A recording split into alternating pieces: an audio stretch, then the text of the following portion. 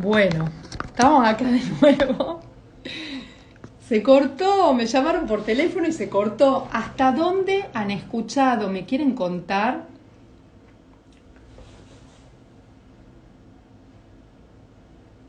Hola. Quienes no han visto la primera parte pueden ver porque la acabo de publicar. El tema, para quienes me han estado escuchando, es que quiero saber hasta dónde llegué, porque estaba embaladísima. ¿Qué llegaron a escuchar? Bueno, estaba mencionando los resultados de los análisis de la paciente. Entonces, retomemos desde ahí.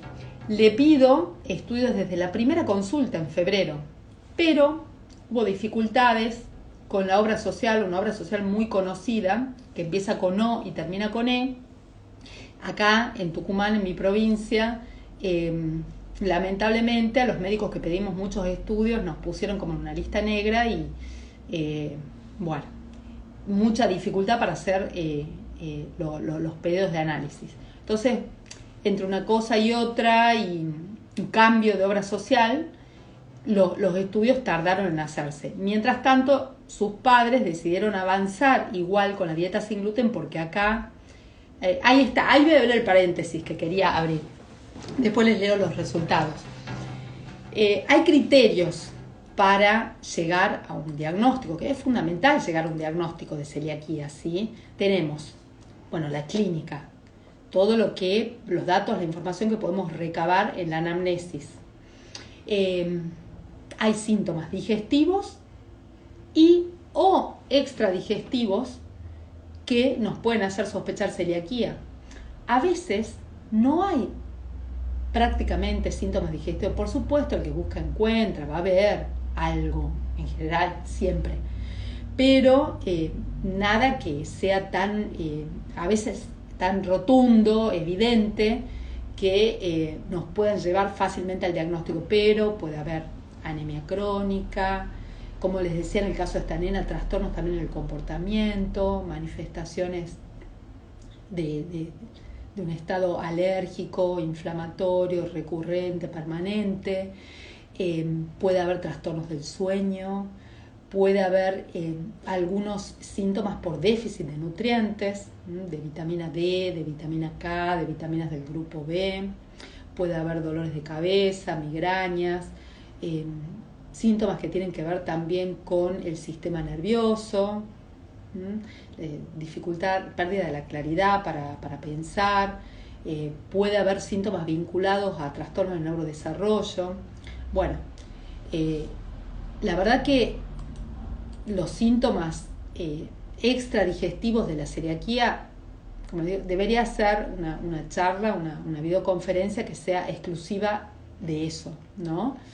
En los adultos, bueno, osteoporosis, otras condiciones neurológicas, ataxia, también en piel puede haber manifestaciones, que es esa celiaquía que se manifiesta a través de la piel, la dermatitis herpetiforme. Así que la verdad que las mil y un caras tienen. Entonces, hay muchos síntomas clínicos que nos pueden hacer pensar en celiaquía, pero tenemos que tener una confirmación diagnóstica. Para eso pedimos la serología, ¿sí? Que son anticuerpos en sangre. O sea, nada es definitivo, todo va evolucionando. Ojalá de acá a un año, a 5, o lo antes posible, contemos con más elementos diagnósticos, también serológicos. Pero ahora contamos con los anticuerpos, antigliadina, antiendomicio, transglutaminasa y de aminados de gliadina. La variante IgG, inmunoglobulina G e inmunoglobulina A, o sea que son 4 por 2, 8. Entonces, si pido los 8 anticuerpos, porque si pido 2 o 3 y justo me sale negativo, o peor, 1, me quedo a mitad de camino con el diagnóstico. Y peor aún, le termino diciendo a ese paciente o a sus padres, no, esto parece que no es celiaquía, todavía es dudoso, seguí dándole gluten porque no está indicado sacárselo.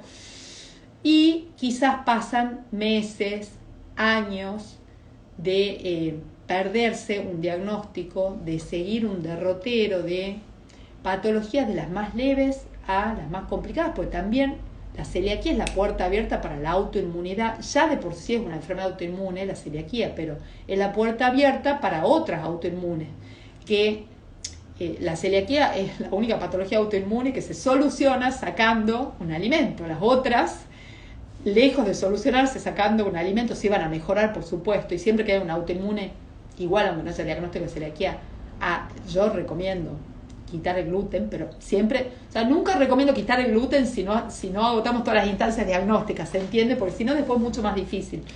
Pero no. Nos ahorramos un montón de complicaciones a futuro si podemos llegar a tener un diagnóstico, ¿no? Después tenemos el genético, que es el HLA, DQ2 y DQ8. El HLA, DQ2 y DQ8 es la predisposición, nos pone de manifiesto la predisposición ya genética que tiene la persona de desarrollar celiaquía en caso de exponerse al gluten. O sea, que quienes tienen estos haplotipos tienen un riesgo mayor, más si están presentes los dos alelos. Entonces ahí podemos determinar si hay un riesgo extremadamente alto, moderado o leve, mayor que el resto de la población. A ver, si la lotería tiene 1000 números y me compré 900, hay muchas posibilidades de que me saque la lotería, muchas, pero no me la voy a sacar sí o sí. Entonces esto les explico a los pacientes cuando pido el HLA.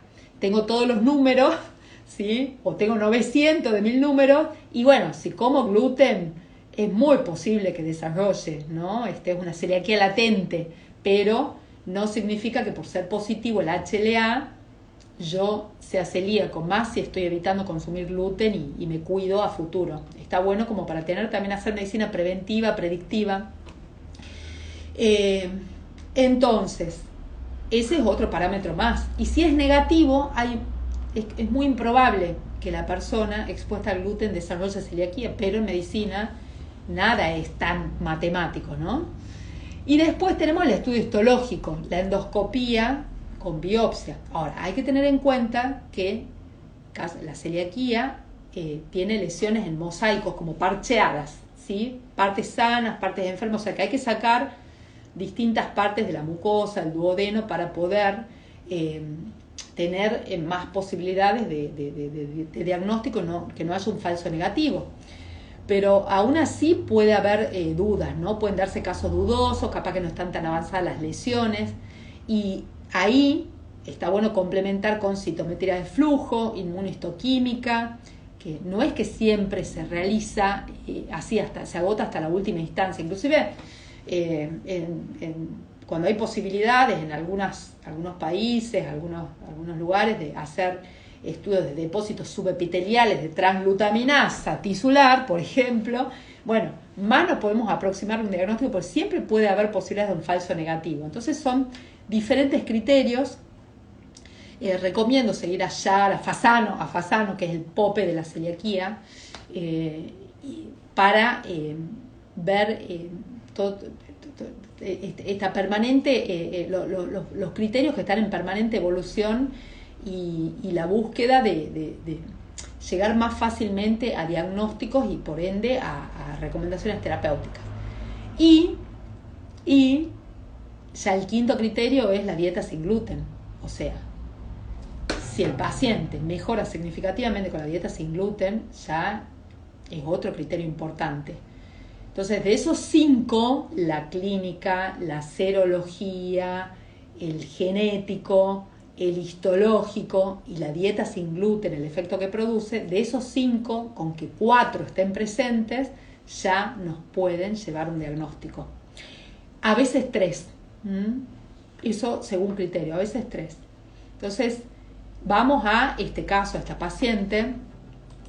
De nuevo, les recuerdo, la nena de 4 años, primera consulta en febrero, su mamá y papá ya pacientes míos desde el año anterior, ya siendo más conscientes del tema del gluten, habían sacado el gluten de la casa, la nena mejoró significativamente, no del todo, pero había mejorado bastante al momento de verla por primera vez en la consulta. Los estudios se demoran de febrero, marzo a octubre, y en octubre, ya habiendo una dieta sin gluten y ya cuidando desde los últimos meses la contaminación cruzada, los antitransglutaminasa, IgA y IgG, salen altísimos. Los antiendomicio positivo, antiendomicio es positivo o negativo, no es cuantificable. Si es positivo ya de por sí es un criterio, ¿sí? Los deaminados de gliadina, también elevados, o sea, de los 8 anticuerpos, 6 positivos. Y 2 negativos, los antigliadina, que por ahí a veces se pide solo la antigliadina. Y entonces a eso voy yo. Poder llegar hasta agotar todas las instancias. Ahora, estamos con esta nena, ¿qué pasa? Yo le planteé a los papás, hoy en día se considera que el gold standard para el diagnóstico de certeza es la biopsia, pero ¿qué? La opción sería someter a la nena a una dieta sin gluten, ya con los episodios que ha tenido puntuales, que se enfermó con fiebre altísima, posterior a momentos en donde se sospecha que hubo contaminación cruzada. Entonces, los papás no quieren someterlo a una dieta sin gluten y durante 6 meses realmente, porque sí puede servir que sea un mes, que sea 2 meses, pero a veces las lesiones para llegar a manifestarse nuevamente, que podamos encontrar un positivo en una biopsia, se tiene que hacer una dieta sin gluten durante muchos meses. Entonces, ahí hemos quedado un poco empantanados, pero bueno, yo lo planteo y acá aplicamos el criterio, el sentido común, consensuado, eventualmente hacer una interconsulta autoprofesional si quedan dudas. Pero bueno, estamos ante semejante evidencia, la clínica, la serología, la mejora impresionante con la dieta sin gluten. Ya tenemos 3 criterios, ahora estoy esperando el resultado del HLA.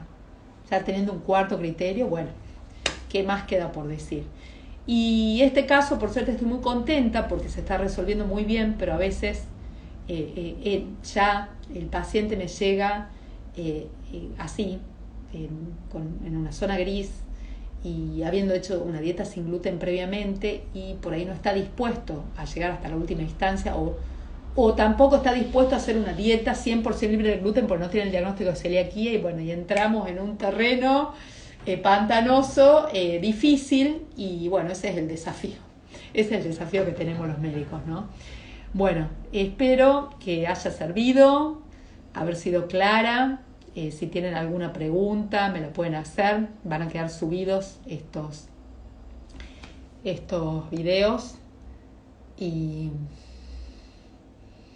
gracias, acá estoy leyendo, son saludos. Acá me preguntan, ¿puede ser que la sensibilidad al gluten no lo detecten los marcadores? Exacto, puede ser que la sensibilidad al gluten no lo detecten los marcadores. Por ahí sí tenemos la suerte de que encontramos uno que otro marcador, y a veces, llegamos a diagnosticar o a tener una alta sospecha cuando está toda la clínica y hay una mejoría significativa con la dieta sin gluten. Todavía es complejo indicar en qué parte del espectro se encuentra el paciente. A veces no tenemos las distinciones tan claras. Entonces, mi consejo es que se pueda abordar de manera interdisciplinaria, con un nutricionista también, con esta mirada, para hacer un abordaje integrativo y una nutrición funcional, y y seguir estudiándose y cuidándose. Y acá, como digo yo, bueno, más allá de todas las hipótesis, el que tiene la última palabra es el cuerpo. A ver si tiene otra pregunta. Gracias, Doc, tan clara como en el curso de AMA. Gracias, Gaby. Bueno, solo eliminando el gluten, esta creo que es una pregunta, o cómo se sigue. Bueno, ahí está. Esto, ojalá fuera tan lineal todo, ¿sí? Y ante una duda haya una respuesta puntual. A veces sí, es más fácil, más simple, y otras veces, y tratándose del tema gluten, diagnóstico de celiaquía, alergia al trigo, sensibilidad al gluten no celíaca, tenemos que pasar por estas situaciones hasta que se llega a una conclusión más definitiva y a un diagnóstico de certeza. Bueno, gracias por haber participado. Ya tengo que arrancar con el consultorio y bueno, seguimos en contacto y seguimos aportando en lo que pueda. Un abrazo grande, buena semana.